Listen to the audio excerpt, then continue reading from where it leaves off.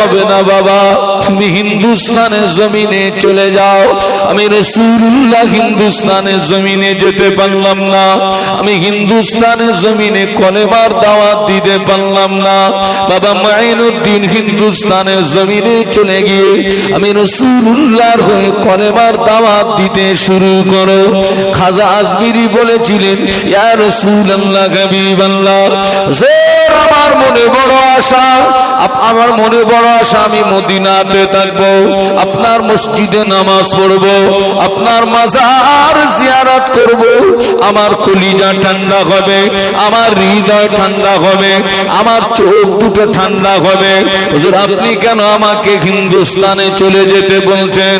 আল্লাহ নবী বললেন, ও বাবা মাইনুদ্দিন, মদিনার জমিনে যদি থাকো, আমার মাজার যদি জিয়ারত করো, আমার মসজিদে যদি নামাজ পড়ো, আমার দিদার যদি না পাও, আমার দেখা যদি না পাও, তোমার কলিজা কি ঠান্ডা হবে নাকি?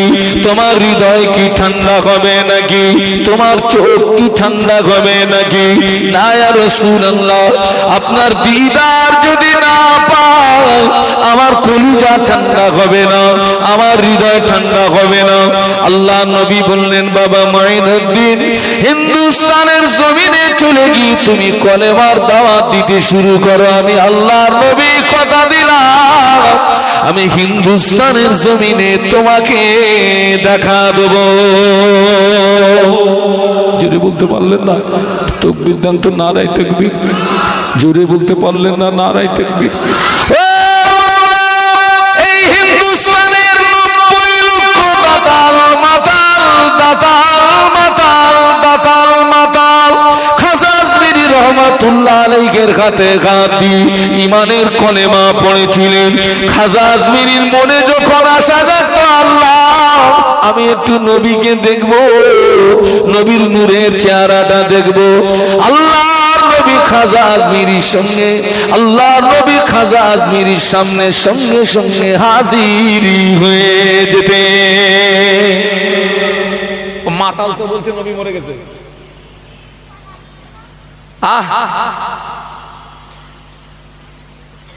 আর আমার সিলসিলার কিছু মানুষ এরাও মনে করতেছে ও হুজুর মনে হয় একেবারে ভুল বলে না।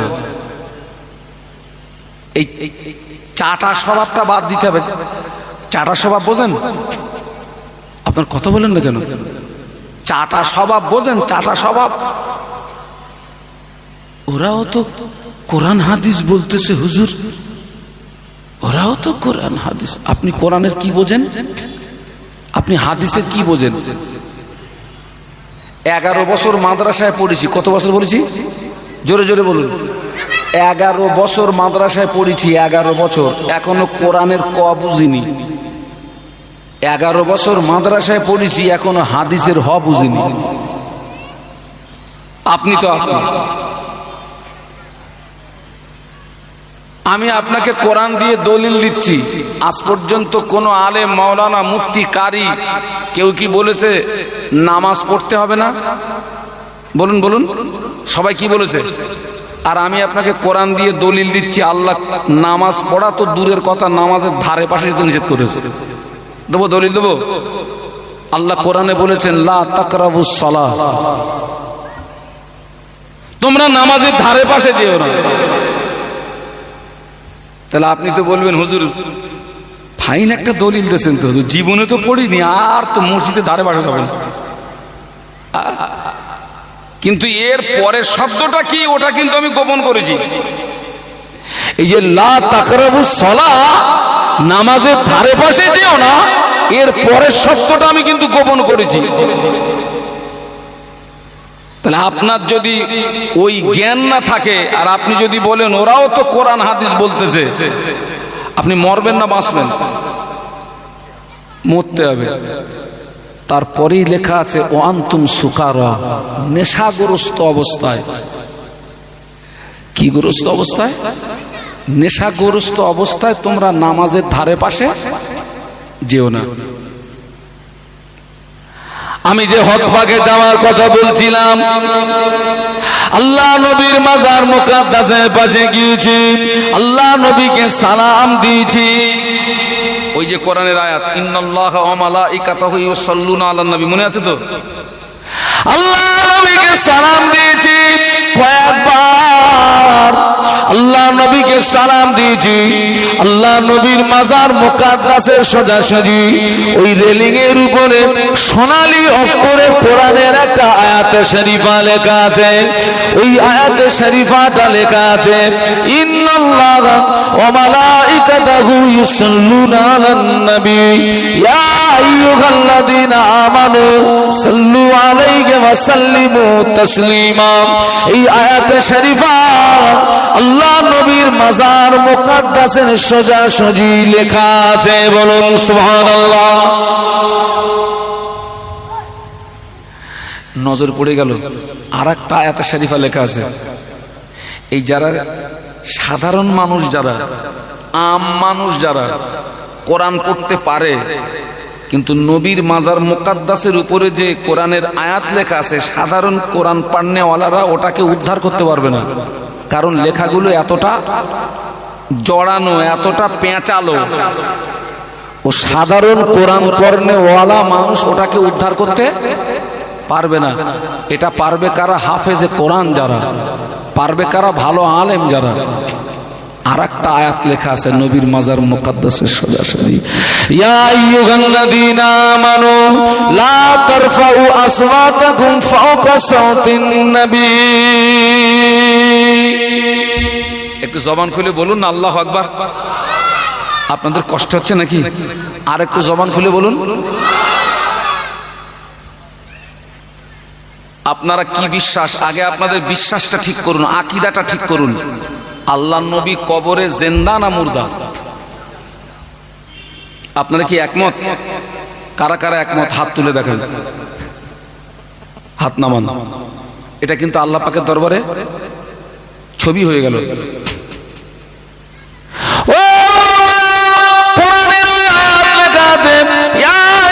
আল্লাযীনা আমানু লা তারফাউ আসওয়াতাকুম ফাওকা সাওতিন নবী। এই আয়াতের শানে নুজুল হলো, এই আয়াত কোন প্রেক্ষাপটে নাজিল হয়েছিল? সাহাবীরা আল্লাহ নবীর সঙ্গে কথা বলছিলেন, হঠাৎ একজন সাহাবীর কথার আওয়াজ আল্লাহ নবীর আওয়াজের উপরে উঁচু হয়ে গেল, আল্লাহ নবীর আওয়াজের উপরে বুলন্দ হয়ে গেল। আল্লাহ পাক বরদাস্ত করলেন না, কোরআনের আয়াত নাজিল করে দিলেন ইয়া আইয়ুহাল্লাযীনা আমানু, হে বিশ্বের ঈমানদার সম্প্রদায়, লা তারফাউ আসওয়াতাকুম ফাওকা সাওতিন নবী, খবরদার তোদের কথার আওয়াজ যেন আমার হাবিবের আওয়াজের উপরে উঁচু না হয়, তোদের কথার আওয়াজ যেন আমার হাবিবের উপরে বুলন্দ না হয়। যদি তোদের কথার আওয়াজ যদি আমার হাবিবের আওয়াজের উপরে উঁচু হয়ে যায়, আনতাহাবাতা আমালুকুম, আমি আল্লাহ পাক তোদের জীবনের ইবাদত বরবাদ করে দেব। ওয়া আনতুম লা তাশউরুন, আমি আল্লাহ তোদের জীবনের ইবাদত কি করে বরবাদ করব কিছুই বুঝতে পারবি না। আমার মনে প্রশ্ন জাগলো, এই আয়াতে শরীফাটা নবীর মাজার মুকাদ্দাসের উপরে কেন লেখা?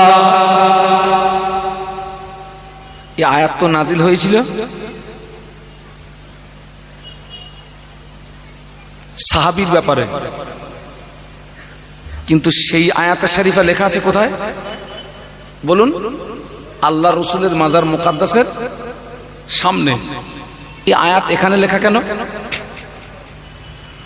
ওই আয়াতে শরীফা আল্লাহ পাক আগত হাজীদেরকে সম্বোধন করে বলেন, ও আমার হাজী বান্দারা, ও আমার হাজী বান্দারা, তোরা যেন আমার নবীর মাজারের পাশে দাঁড়িয়ে দাঁড়িয়ে তোরাও যেন উঁচু আওয়াজে কথা বলবি না, তোরাও যেন জোরে কথা বলবি না, কেননা আমার হাবিব কবরের ভিতরে জিন্দা।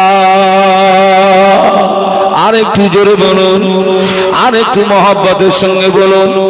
ও যুবকেরা, আমাদের নবী শুধু কবরে জিন্দা না, আল্লাহ নবী কবরের ভিতরে ভিতরে আজান এবং আকামাত সহ নামাজ আদায় করে।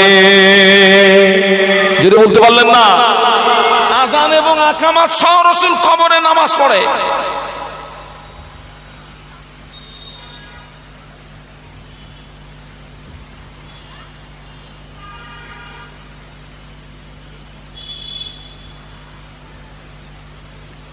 নবীর কবরে আজান হয়, নবীর কবরে আকামাত হয়।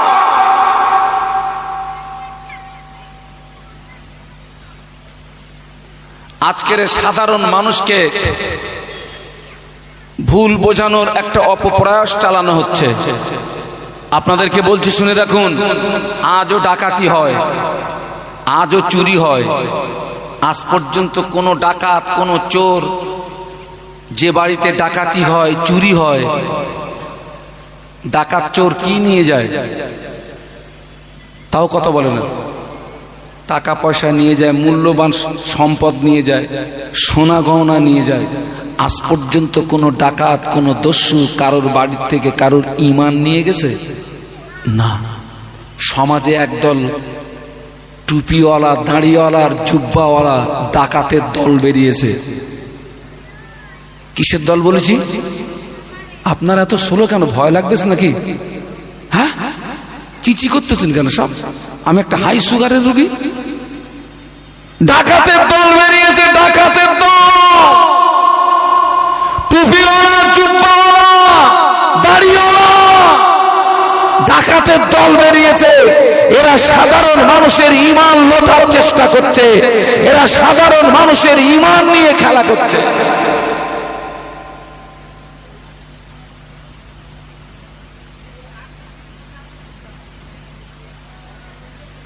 মদিনার জমিনে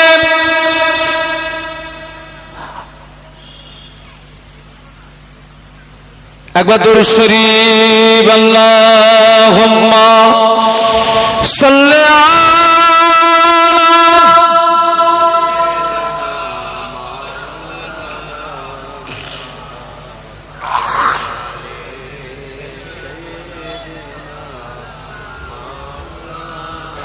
এতগুলো মানুষ একটু জোরে জোরে পড়েন, আল্লাহুম্মা সাল্লি আলা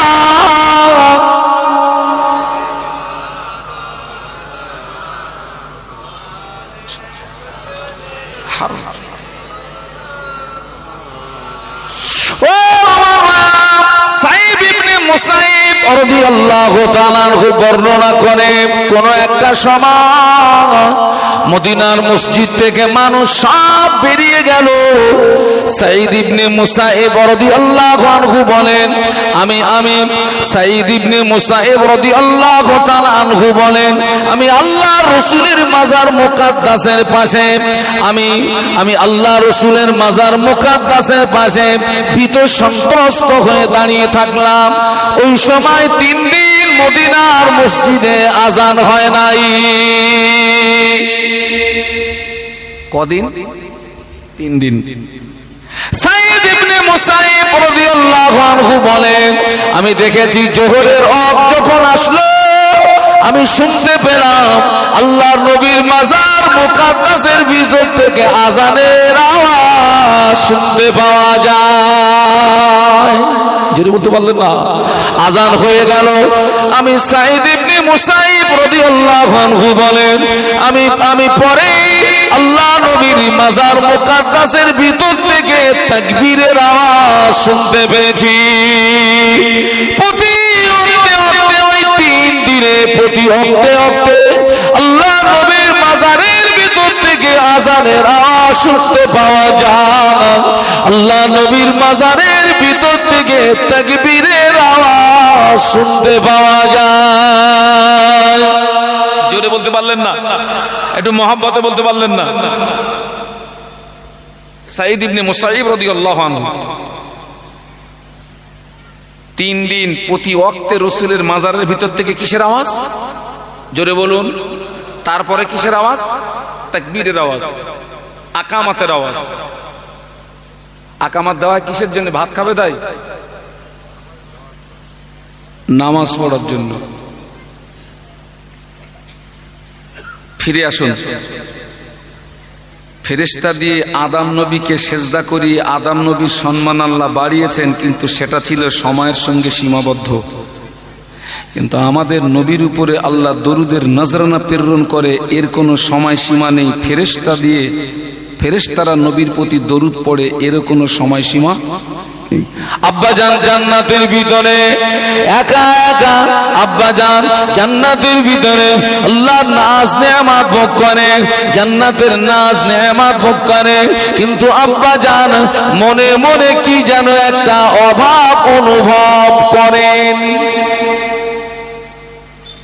আব্বাকে আদম আলাইহিস সালাম জান্নাতের ভিতরে ঘুরছেন, আল্লাহর নাজ নিয়ামত ভোগ করছেন, কিন্তু মনে মনে কি যেন একটা অভাব অনুভব করছেন মনে মনে। ও আমার আল্লাহ পাক আমাদের আম্মা জান হাওয়া আলাইহিস সালাতু ওয়াস সালামকে পাঠিয়ে দিলেন। একটু সুবহানাল্লাহ বলবেন না? একটু মহব্বতে বলা যাবে না? আল্লাহ পাক আমাদের আম্মা জানকে পাঠিয়ে দিলেন, শুধু পাঠিয়ে দিলেন না, আল্লাহ পাক আমাদের আম্মা জানের সঙ্গে আব্বা জানের বিয়ের ব্যবস্থাটাও করে দিলেন। বলুন সুবহানাল্লাহ। আচ্ছা, আব্বা আদম আর মা হাওয়ার বিয়ে হয়েছিল কোথায়? বিয়ের ব্যবস্থা করেছিলেন কে? বাহ, সুবহানাল্লাহ। আর আদম সন্তানের বিয়ে হচ্ছে কোথায়? আরে দুনিয়ায় তো বটে, কিছু কিছু আদম সন্তানের বিয়ে হচ্ছে বাগানে। ঠিক বলেছি না ভুল বলেছি? আমার আব্বা আমার আম্মার বিয়ে হয়েছে জান্নাতের ভিতরে, ব্যবস্থা করেছে কে? স্বয়ং আল্লাহ। একটু সুবহানাল্লাহ বলুন। আর সেই আদম একদল সন্তানের বিয়ে হচ্ছে বাঁশ বাগানে, কলা বাগানে, পাট বাগানে। বিয়ের ব্যবস্থা কে করছে ও আমি আর বলবো না, বাড়ি গিয়ে ভাববে। আব্বাজান আদম আলাইহিস সালামের সঙ্গে আম্মাজান হাওয়া আলাইহিস সালাতু ওয়াস সালামের সঙ্গে বিয়ে হয়ে গেল।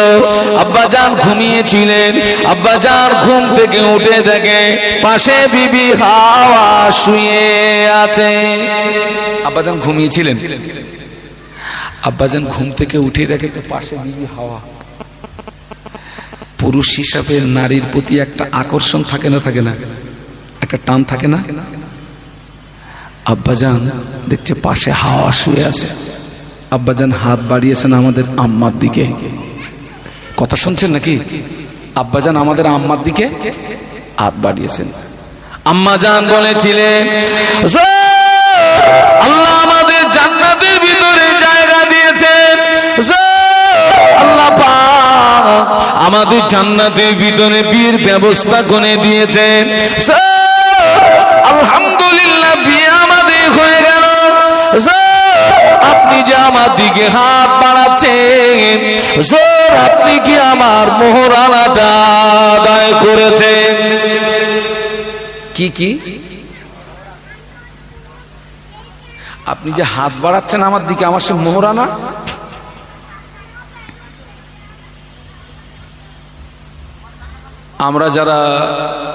আমরা যারা বিবাহিত, আলহামদুলিল্লাহ সব মোহর সব মোটামুটি শোধ হয়ে গেছে তো বাপ? হ্যাঁ, জীবনে কত জানাজার ইমামতি করেছি আমি, জীবনে কত জানাজার ইমামতি করেছি আমি।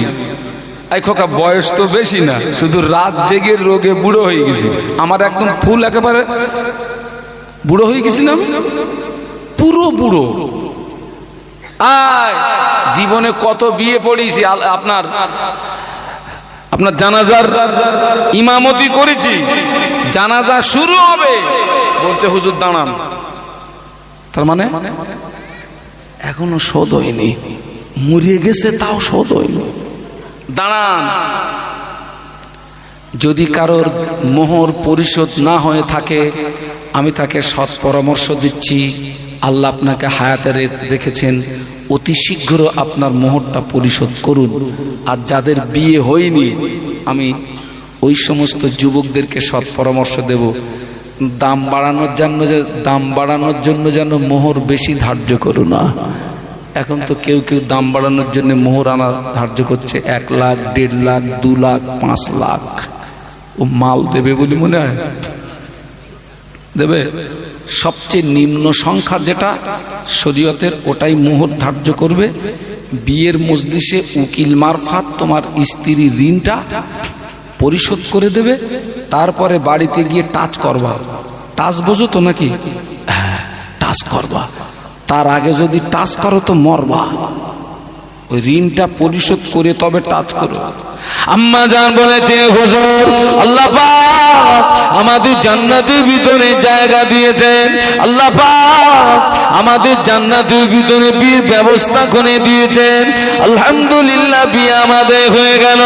হুজুর আপনি যে আমার দিকে হাত বাড়াচ্ছেন, হুজুর আপনি কি আমার মোহরানাটা আদায় করেছেন? আচ্ছা, আব্বাজানের কাছে টাকা আছে,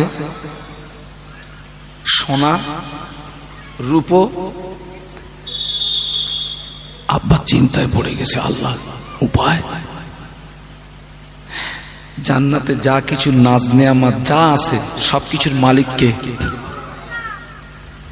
আমাদের আব্বাজান আল্লাহ পাককে ডাক দিলেন, ও আল্লাহ পাক, আল্লাহ পাক, আল্লাহ পাক আপনি আমাকে জান্নাতে থাকার জায়গা দিয়েছেন, আল্লাহ পাক আপনি আমাকে জান্নাতে বিয়ের ব্যবস্থা করে দিয়েছেন, আল্লাহ পাক আলহামদুলিল্লাহ বিয়ে আমার হয়ে গেল। আমার বিবি আমার কাছে মোহরানা চায়, আমি কি দিয়ে মোহরানা আদায় করব? আমার বলতে তো কিছুই নাই। জান্নাতে যা কিছু নাজ নেয়ামত সবকিছুর মালিকানা তো আপনার হাতে, আল্লাহ সবকিছুর মালিকানা আপনার, আমার বলে তো কিছুই নাই। আমি কি দিয়ে মোহরানা আদায় করব? আল্লাহ বলে, আদম ঠিকই বলেছ, আদম সত্য বলেছ, আদম ঠিকই বলেছ, আদম সত্য বলেছ, আদম। আমি আল্লাহ পাক তোমাকে একটা রাস্তা বলে দিচ্ছি, তুমি আমার আখিরি জামানার নবীর নামের উপরে 20 বার দরুদ শরীফ পড়ে নাও। তুমি আমার আখিরি জামানার নবীর নামের উপরে 20 বার দরুদ শরীফ পড়ে নাও। আমার হাবিবের উপরে পঠিত দরুদ তোমার পক্ষ থেকে তোমার বিবির মোহরানা বানিয়ে দেব।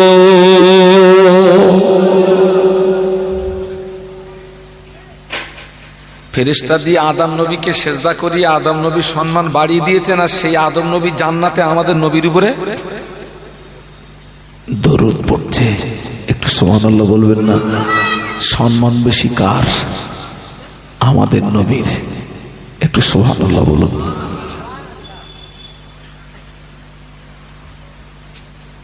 আল্লাহ নবী আমাদের নবী হলেন নবী দিগের নবী, আমাদের নবী হলেন নবী দিগের নবী।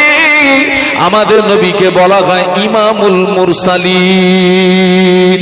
আমাদের নবী হলেন নবী দিগের ইমাম। বলুন সুবহানাল্লাহ, আরো জোরে বলুন সুবহানাল্লাহ। নবী যদি কবরে মরে যায়, মরে যায়, মরে যায়, মাটি হয়ে যায়, মাটি হয়ে যায়, বাবা মেরাজের রাতে, মেরাজের রাতে আল্লাহর নবী বলেন, আমি মেরাজের রাতে যখন বাইতুল মাকদাসে আমাকে নিয়ে যাওয়া হলো, আমি মুসা আলাইহিস সালামের কবরের পাশ দিয়ে আমাকে নিয়ে যাওয়া হলো। আল্লাহ নবী বলেন, আমি লক্ষ্য করে দেখি হযরত মুসা আলাইহিস সালাম কবরের ভিতরে নামাজে মশগুল। যদি বলতে পারলেন না, কোন নবী কবরে নামাজ পড়ছে? কোন নবী? মুসা সাল্লাম। আবার একটা প্রশ্ন, যে নবী কবরে মরে গেছে আর আসলো, তো আসলো কোথায়? কোথায়? জোরে বলো না। নবী আর জায়গা পেল না, আসলো তো ফুরফুরায় গেল। কথাটা শুনেছেন না শুনেননি? গেল তো গেল ফুরফুরায়, আর জায়গা পেল না, আর জায়গা পেল না। আচ্ছা, বিশ্বনবী কবরের জগতে থাকাকালীন তিনি দুনিয়া ভ্রমণ করতে পারেন না। দেখুন কেতাবের ভিতরে এসছে, আমি নবীদের কথা একটুখানির জন্য রেখে দেই। আল্লাহর ওলিদেরকে আল্লাহ এমন পাওয়ার দিয়েছেন, আল্লাহর ওলিদেরকে আল্লাহ এমন পাওয়ার দিয়েছেন, আল্লাহর ওলিরা ইন্তেকালের পরেও রুহানি হালাতে পৃথিবীর যে কোনো স্থানে ভ্রমণ করতে পারেন। আরো আসতে বলুন, একটু চিৎকার করে বলুন, আল্লাহর ওলিরা, আল্লাহর ওলিদেরকে আল্লাহ এমন ক্ষমতা দিয়েছেন, রুহানি হালাতে ইন্তেকালের পরেও রুহানি হালাতে পৃথিবীর যে কোনো স্থানে ভ্রমণ করতে পারেন। আরো জোরে বলুন সুবহানাল্লাহ। ওলিদের ব্যাপারে যদি এই হয়, তো আমাদের নবী রুহানি হালাতে পৃথিবীর যে কোনো স্থানে ভ্রমণ করতে পারে না?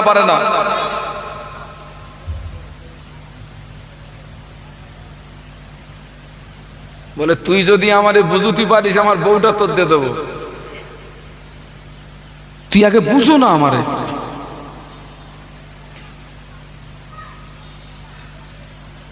আল্লাহ নবী দেখলেন মুসা আলাইহিস সালাম কবরের ভিতরে নামাজ পড়ছেন, কবরের ভিতরে নামাজে মশগুল।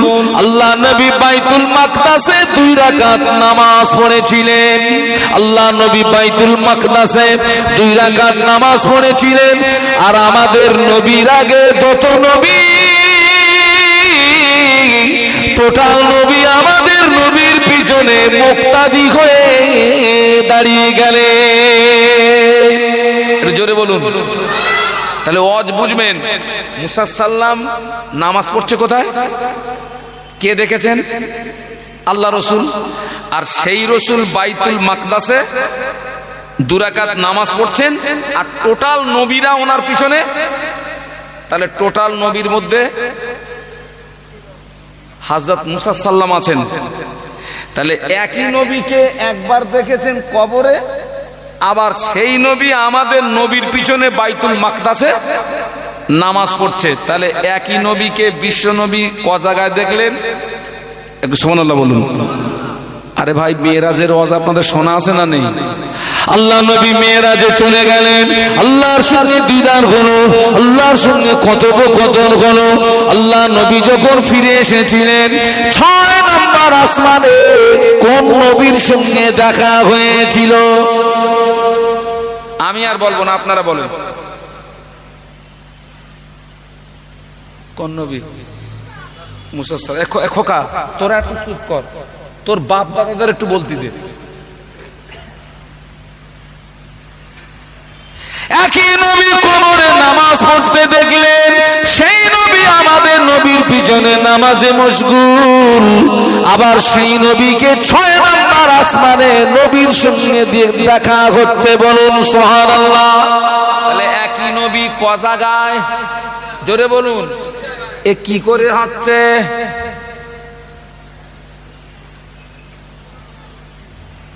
আমার কথা কিছু বুঝতে পারছেন নাকি?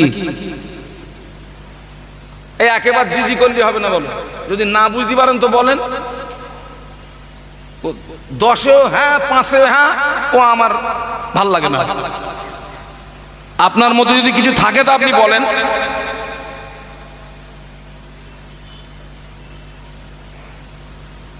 একই মুসা আলাইহিস সালামকে কবরে নামাজ পড়তে দেখলেন, সেই নবী বাইতুল মাকদাসে আমাদের নবীর পিছনে নামাজ পড়লেন।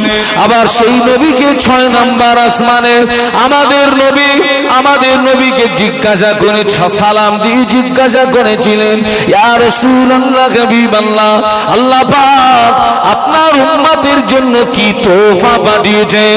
আমাদের নবী বলেছিলেন, আল্লাহ পাক আমার উম্মতের জন্য 50 ওয়াক্ত নামাজ পাঠিয়েছেন। আপনাদের এই ওয়াজ শোনা আছে না নেই? মুসা সাল্লাম কি বলেছিলেন? এত নামাজ আপনি যান, গিয়ে নামাজের সংখ্যাটা কমিয়ে আনুন। আপনারা এই ওয়াজ শুনেছেন না শোনেননি? শুনেছেন। আমাদের নবী গেলেন, আবার এসছেন, আবার সেই মুসা নবীর সঙ্গে দেখা। আল্লাহ 10 ওয়াক্ত কমিয়ে দিলেন, আছে কত? মুসা সাল্লাম বলছে হবে না, আবার যান। আবার গেছেন, 10 কমিয়ে দিয়েছেন, আবার এসছেন, মুসা সাল্লাম বলছে হবে না, আবার যান। শেষ পর্যন্ত আর 5 ওয়াক্ত আছে, 45 মাপ। মুসা সাল্লাম বলছে 5 ওয়াক্ত পারবে না, আবার যান। আমাদের নবী বলেছিলেন নামাজের সংখ্যা কমের জন্য আল্লাহর কাছে যেতে আমার বড় লজ্জা করছে, আর আমি যেতে পারবো না। এক কথা কতবার বলবো? আল্লাহ তো 50 থেকে 5 এনে দিয়েছে, আমার যেতে লজ্জা করছে, আমার লজ্জা হচ্ছে। শুনুন, মুসা সাল্লাম আমাদের নবীকে যে বারবার পাঠিয়ে দিয়েছিলেন মূলত নামাজের সংখ্যা কমের জন্য নয়, এর ভিতরে একটা রহস্য কাজ করছিল। কথা শুনছেন নাকি? মুসা সাল্লাম আমাদের নবীকে যে বারবার পাঠিয়ে দিচ্ছেন নামাজের সংখ্যা কমের জন্য না, মাঝখানে একটা রহস্য কাজ করছিল। রহস্যটা কি জানেন? শুনে নেন, শুনে নেন। কাশীপুর মুরব্বী জওয়ান যুবক, আল্লাহ নবী মুসা আলাইহিস সালাম আল্লাহ পাকের বড় আদরের নবী ছিলেন, আল্লাহ পাকের বড় প্যারের নবী ছিলেন। মুসা আলাইহিস সালাম আল্লাহর কাছে দাবি করেছিলেন, আল্লাহ পাক আমি একটু তোমাকে দেখব, আমি তোমাকে দেখব। ও আল্লাহ পাক বলেছিলেন লাম তারানি, এ মুসা তুমি আমার দেখা কখনোই পাবে না, আমার দেখা দিদার কখনোই পাবে না।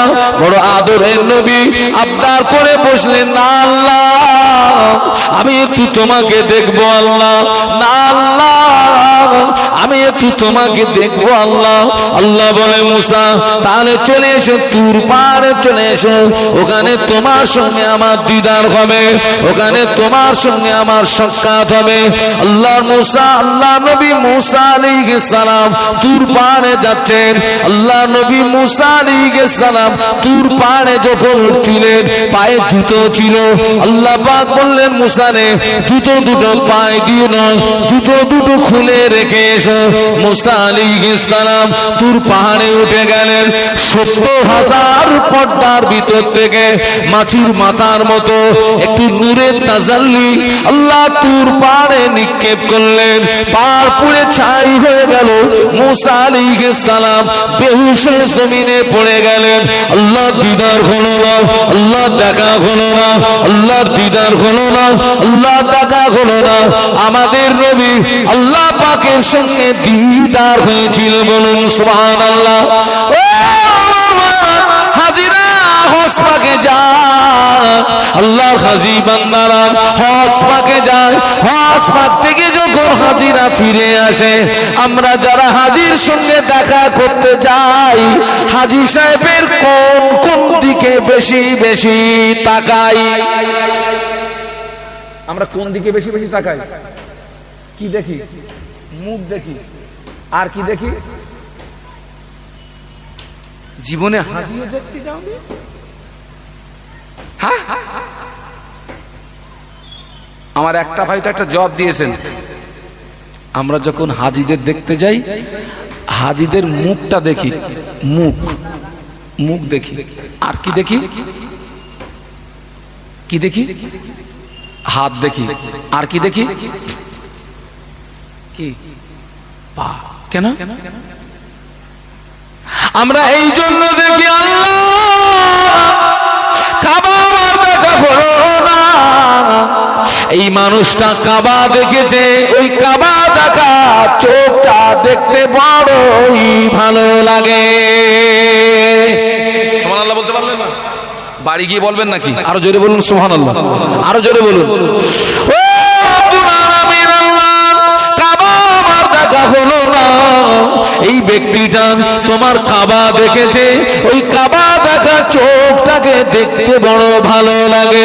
হাজী সাহেবের মুখের দিকে তাকাই কেন না? হাজী সাহেব ওই মুখ দিয়ে আল্লাহর খানায় কাবা হাজরে আসওয়াদ পাথরে চুমা দিয়েছে।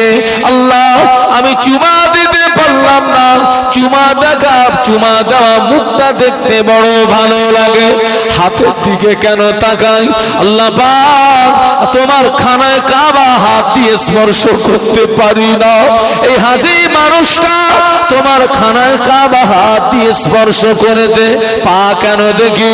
মক্কা মদিনার জমিন, মক্কা মদিনার জমিন বড় পবিত্র জমিন, মক্কা মদিনার জমিন বড় পবিত্র জমিন, এই পা দুটো দিয়ে মক্কা মদিনার জমিনে হাঁটাহাঁটি করেছেন।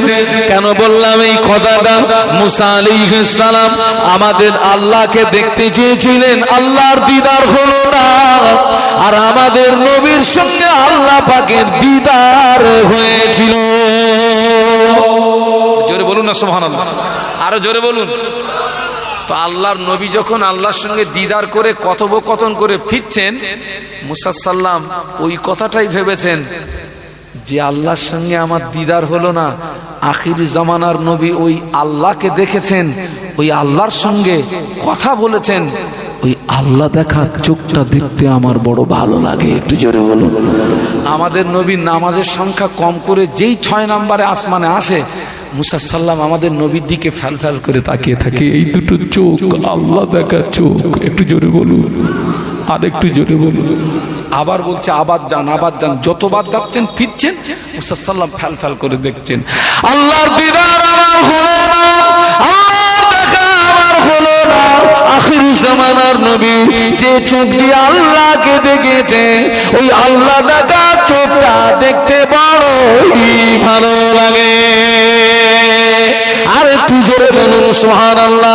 বাবাজি ফিরে আসুন, তাহলে মুসা সাল্লামের পাওয়ার বেশি না আমাদের নবীর পাওয়ার বেশি? এত আস্তে বললেন কেন? আরো জোরে বলুন।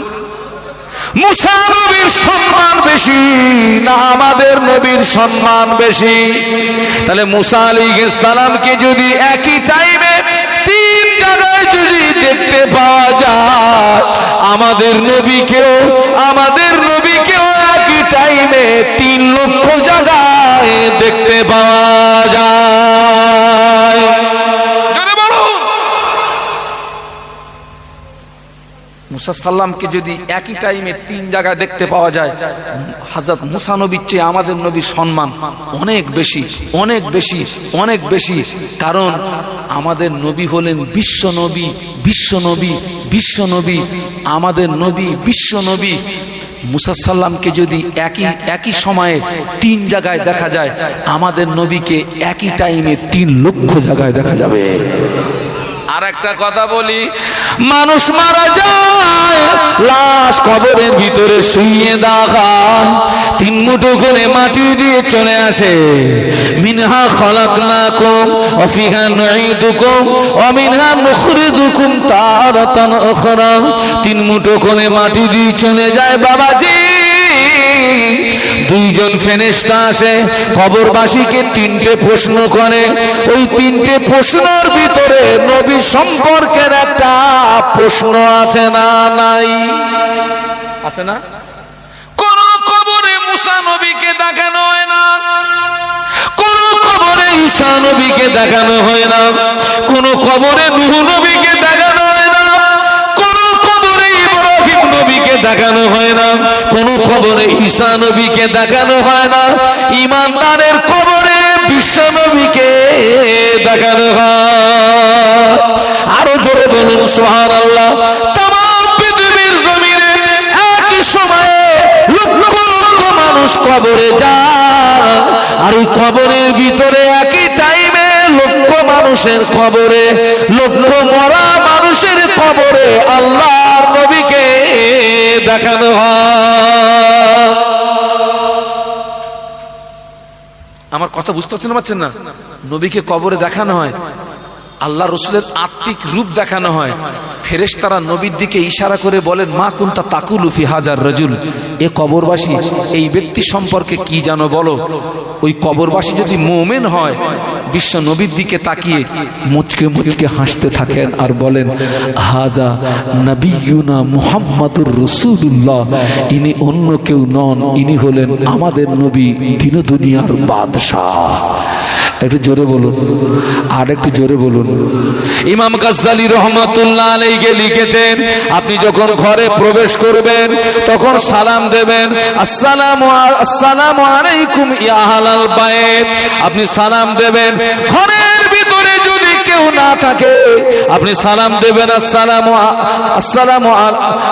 বাবাজি ইমাম গাজ্জালী রহমাতুল্লাহ আলাইহি বলেছেন, ঘরের ভিতরে যদি কেউ না থাকে তুমি নবীকে সালাম দাও, কেননা প্রত্যেকটা ঈমানদারের ঘরে আল্লাহর নবীর রূহ হাজির থাকে। আরো জোরে বলো। কোন বাপের সন্তানের যদি দলিল নেওয়ার প্রয়োজন হয় কাছে আসবি। কোন মায়ের দলিলের প্রয়োজন হলে কাছে আসবি।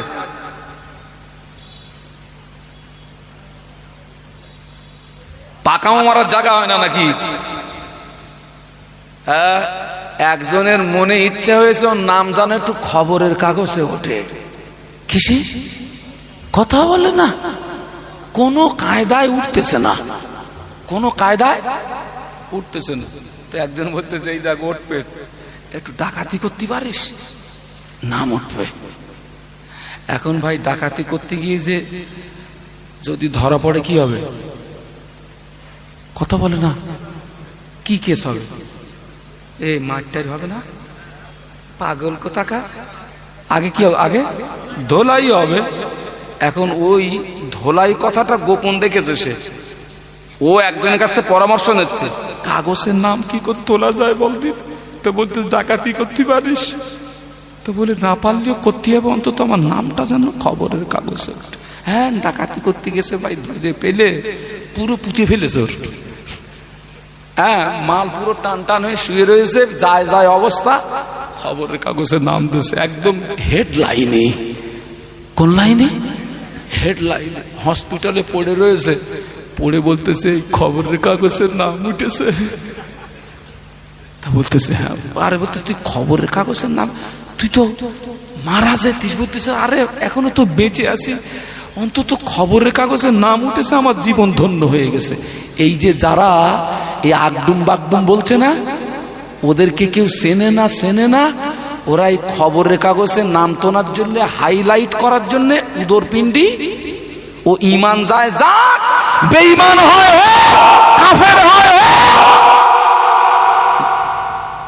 জনগণ যেন আমারে কি চেনে। ও শালার এ জ্ঞান নেই যে আমার ঈমান চলে যাচ্ছে। কথা বুঝতে পারছেন না? ওর এ জ্ঞান নেই যে আমার ঈমান যাচ্ছে, ঈমান যায় যাক, লোকে চিনতেছে কিনা তাই বল, পুঁতে ফেলুক, খবরের কাগজের নাম উঠেছে কিনা তাই বল।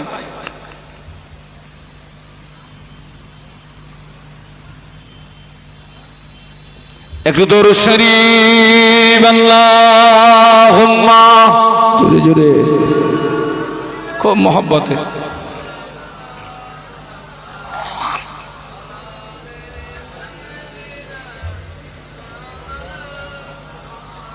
আপনাদের কষ্ট হচ্ছে নাকি? এতগুলো মানুষ জোরে জোরে পড়েন আল্লাহুম্মা সাল্লি আলা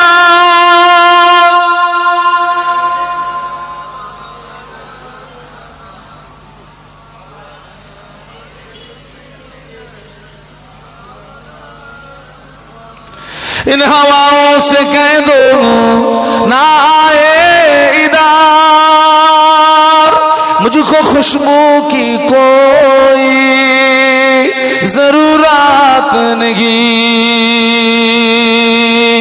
जिनकी खुशबू से महका है सारा जहां, खुशबू मदीने में मौजूद है। अल्लाहुम्मा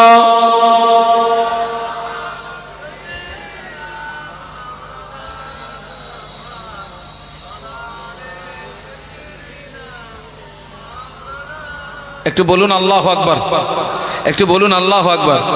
ও আমার মায়া, तमाम নবীদের চেয়ে আমাদের নবীর সম্মান বেশি, तमाम নবীদের চেয়ে আমাদের নবীর ইজ্জত বেশি। এখন আপনারা বলুন, ফেরেশতাদের সম্মান বেশি না বিশ্ব নবীর সম্মান বেশি? একটু জোরে বলতে হয় বাপ, একটু জোরে বলো বাপ।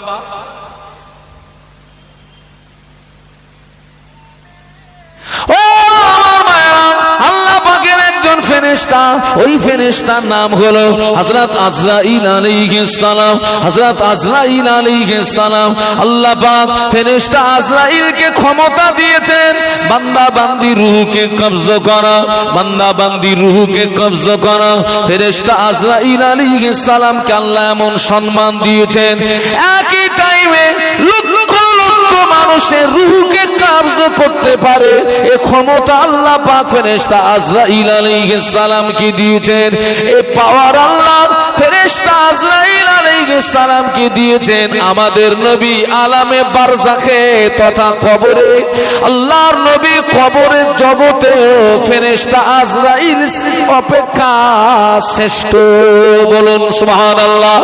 আজরাইল আলাইহিস সালাম একই টাইমে যেমন লক্ষ মানুষের রূহকে কবজা করতে পারে আল্লাহ পাক, আমাদের নবী আল্লাহর হুকুমে আমাদের নবী রুহানি হালাতেও লক্ষ জায়গায় একই টাইমে হাজির হতে পারে।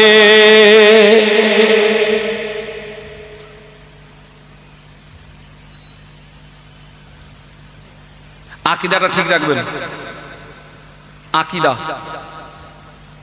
বিশ্বাসটা ঠিক রাখবেন, আকীদাটা ঠিক রাখবেন। এটা আখিরি জমানা। আল্লাহ নবী বললেন সাতাফতারিকু উম্মতি আলা সালাসি ওয়া সাবঈনা ফিরকাতান কুল্লুহুম ফিন্নার ইল্লা বিল্লাতান ওয়াহিদাতান কিলা বাল হিয়া ইয়া রাসূলুল্লাহ ক্বালা মা আনা আলাইহি ওয়া সাহাবী। আল্লাহ নবী বললেন আখিরি জামানায় আমার উম্মতের ভিতরে ৭৩ দলে বিভক্ত হবে, আমার উম্মতের ভিতরে ৭৩টি দলে বিভক্ত হবে। কটা দলে? জোরে বলুন।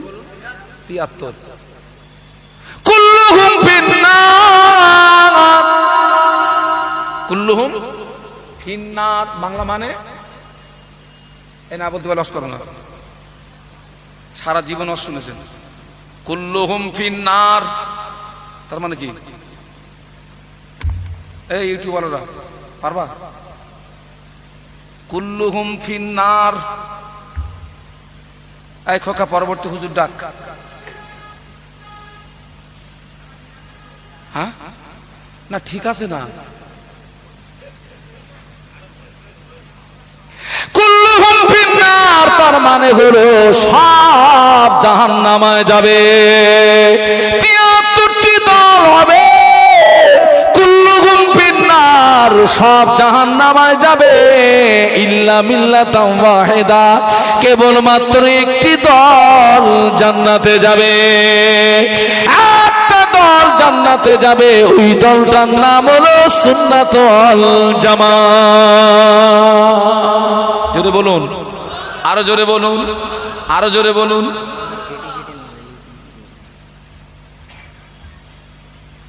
এই বাবা ইউটিউবাররা, আমার রস তোমরা ছাড়বে, যা বলছি সব ছাড়বা।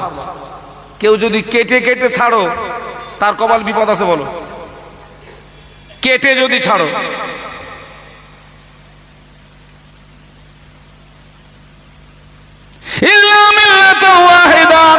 একটা দল জান্নাতে যাবে।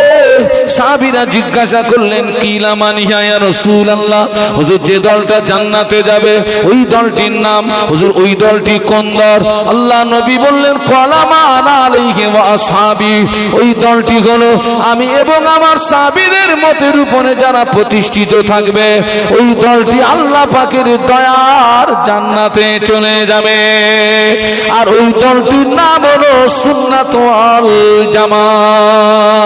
একটু জোরে বলুন সুবহানাল্লাহ, আরো জোরে বলুন সুবহানাল্লাহ। বাবাজি, বাবাজি এতদিন এতদিন বাবাজি শুনে রেখে দিন, কিয়ামতের একটা নিদর্শন হলো, কিয়ামত কেয়ামতের একটা আলামত হলো বাবাজি এমন এমন কথা বলবে, কিছু কিছু ব্যক্তি এমন এমন কথা বলবে আপনার বাপ দাদারাও জীবনে ওই কথা শোনে নাই। এখন এরকম কথা শুনতেছেন না না, যা আপনার 14 পুরুষ কোনদিন শুনিনি। এক এক মাল বেরোচ্ছে এক এক রকম, এক এক মাল এক এক রকম। হ্যাঁ, এক এক মাল এক এক রকম।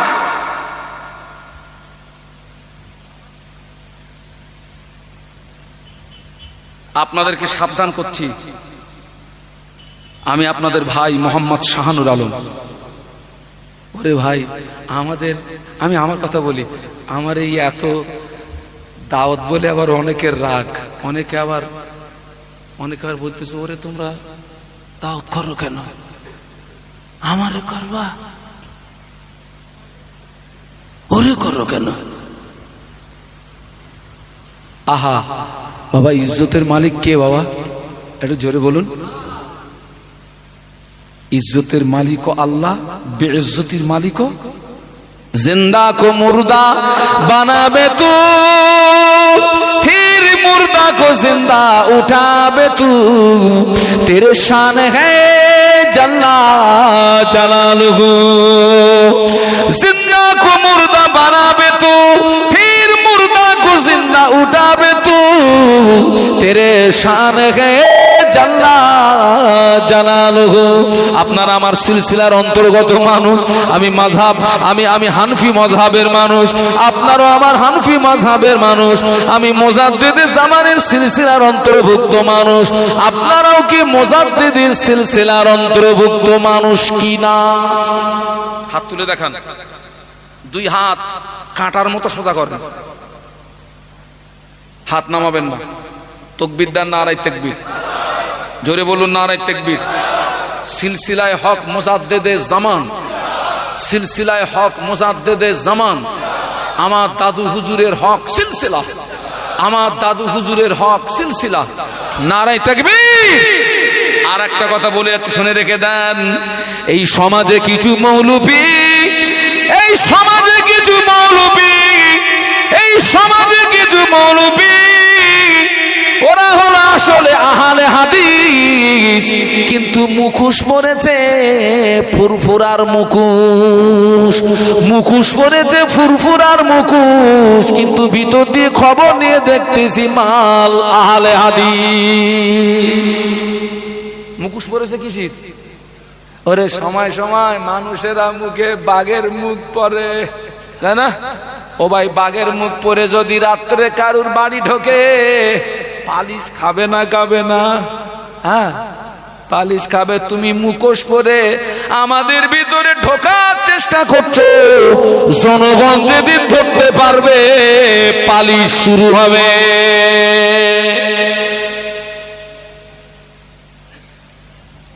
কঠিন সময় এসে গেছে বাবা, ও মুরব্বীরা, আপনারা, কঠিন সময় এসে গেছে বাবা, কঠিন মুহূর্তে এসে গেছে বাবা, কঠিন মুহূর্ত। আল্লাহ নবী 1000 বছর আগে বলে গেলেন, ইসবিউর রাজুলু মুমিনান ওয়া ইমসি কাফিরা ওয়া ইমসি মুমিনান ওয়া ইসবিউ কাফিরা। আল্লাহ নবী বলে গেলেন, আখির জামানায় আমার একদল উম্মতি সকালবেলা ঈমান আনবে, সন্ধ্যাবেলা কাফের হবে, আবার সন্ধ্যাবেলা ঈমান আনবে, সকালবেলা কাফের হবে। নবীর হাদিস সত্য না মিথ্যা? জোরে বলুন। তাহলে নবী বলেছেন আখির জামানায় একদল মানুষ সকালবেলা ঈমান আনবে, সন্ধ্যাবেলা জোরে জোরে কাফের হবে, কাফের হবে, কাফের হবে। তবে নবীর হাদিস বাস্তবে হবে না, হবে না, হবে। বাবা নবী কি কাদের কথা বলেছেন যে ইহুদিরা সকালবেলা ঈমান আনবে, সন্ধ্যাবেলা কাফের হবে? বাবা নবী তো এ কথা বলেনি। আল্লাহ নবী তো বলেনি যে অমুসলিমরা সকালবেলা কাফের হবে, সন্ধ্যাবেলা ঈমান আনবে। আল্লাহ নবী এ কথা বলেননি যে নাসারারা সকালবেলা ঈমান আনবে, সন্ধ্যাবেলা কাফের হবে। আল্লাহ নবী বললেন আখির জামানা আমার উম্মত বলে যারা দাবি করবে ওদের ভিতর থেকেই সকালবেলা ঈমান আনবে, সন্ধ্যাবেলা কাফের হবে। হতে পারে সে কোনো সাধারণ মানুষ, হতে পারে সে কোনো লেভেলধারী।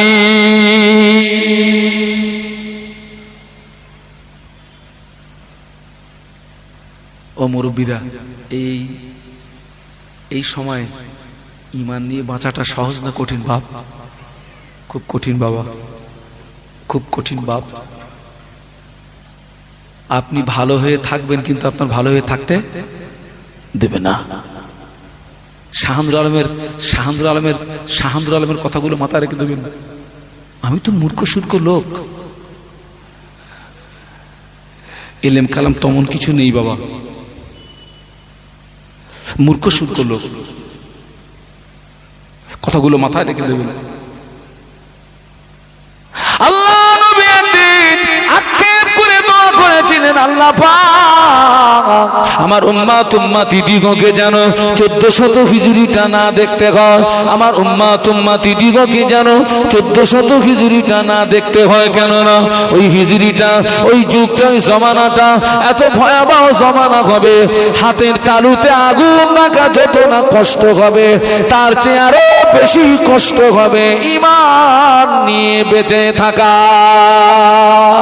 আপনারা গিয়ে দেখুন, মসজিদের পাশে বিরিয়ানি রান্না হচ্ছে, তাবারুক রান্না হচ্ছে, কাঠ পুড়ে পুড়ে দলা দলা দলা দলা দলা দলা দলা দলা আগুন বার হয়, কাঠ পুড়ে পুড়ে দলা দলা দলা দলা দলা দলা আগুন বার হয়। ওই একটা দলা যদি হাতের তালুতে দয় রাখা যাবে না, আল্লাহ নবী বললেন তার চেয়ে আরো বেশি কষ্ট হবে বাবা ঈমান নিয়ে বেঁচে থাকা।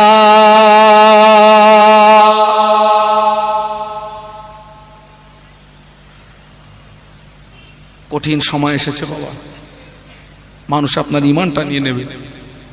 তবে এই ঈমান নেওয়ার জন্য এই ঈমান সুটলা শাটলা টাইওয়ালা মানুষ ঈমান নেবে না, ঈমান নেবে টুপিওয়ালা দাড়িওয়ালা। ঠিক বলছি না ভুল বলছি? ও কাশীপুরের জওয়ানেরা, ও কাশীপুরের মুরব্বীরা, আল্লাহ নবীর লাশ চুরি করতে গিয়েছিল, আল্লাহ নবীর লাশ চুরি করতে গিয়েছিল যারা, তাদের পোশাক কি শার্ট না স্যুট না টুপিওয়ালা দাড়িওয়ালা জুব্বাওয়ালা? কারা? জোরে বলুন। তাদের মাথায় ছিল টুপি, মুখে ছিল দাড়ি আমার চেয়েও বড়, জামা ছিল আমার চেয়ে বড়। মদিনাবাসীরা মনে করত এরা আল্লাহর ওলি, মদিনাবাসী মনে করতো এরা কি, কিন্তু মূলত ওরা কি করতে এসছে? নবীর। মদিনার মানুষেরা মনে করতো এরা আল্লাহর ওলি, মদিনার মানুষেরা ওদের ওলি ভাবত।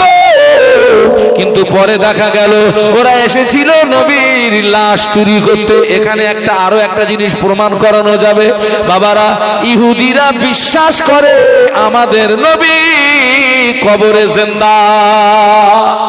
জোরে বলতে পারলেন না? একটু জোরে বলেন না, একটু জোরে বলেন না। কারা বিশ্বাস করে? ইহুদিরা। ওরা যদি নবী জিন্দা না বিশ্বাস করবে তবে কি চুরি করতে গেল? ও কি মাটি চুরি করতে গেছিল না হাট চুরি করতে গেছিল? ইহুদিরা বিশ্বাস করে নবী কবরে জিন্দা। একদল টুপিওয়ালা দাড়িওয়ালা, টুপিওয়ালা দাড়িওয়ালা, এরা হচ্ছে ইহুদিদের দালাল, এরা হলো ইহুদিদের দালাল, এরা হলো ইহুদিদের দালাল। ওরা নবী জিন্দা বিশ্বাস করে না।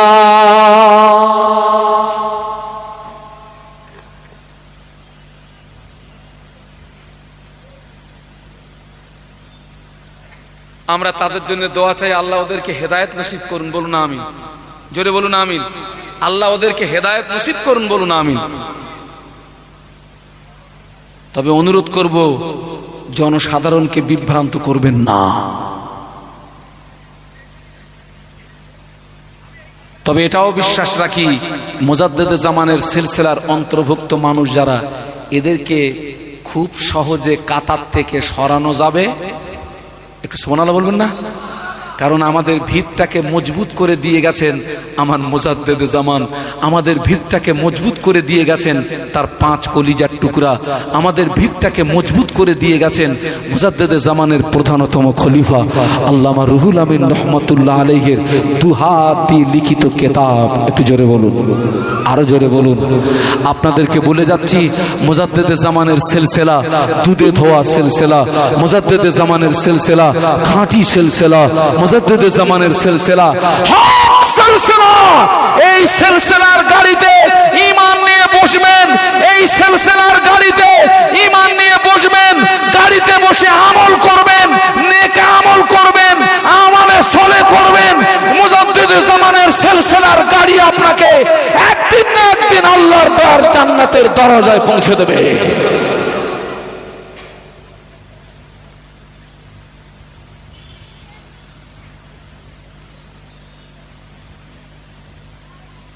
ভাষাগত ভুল ত্রুটি ক্ষমা করবেন, দোয়া করবেন। আমি শারীরিকভাবে দীর্ঘদিন তো অসুস্থ, আজকের খুব ক্লান্ত। আল্লাহ ওয়া মালাইকাতুহু ইউসাল্লুনা আলা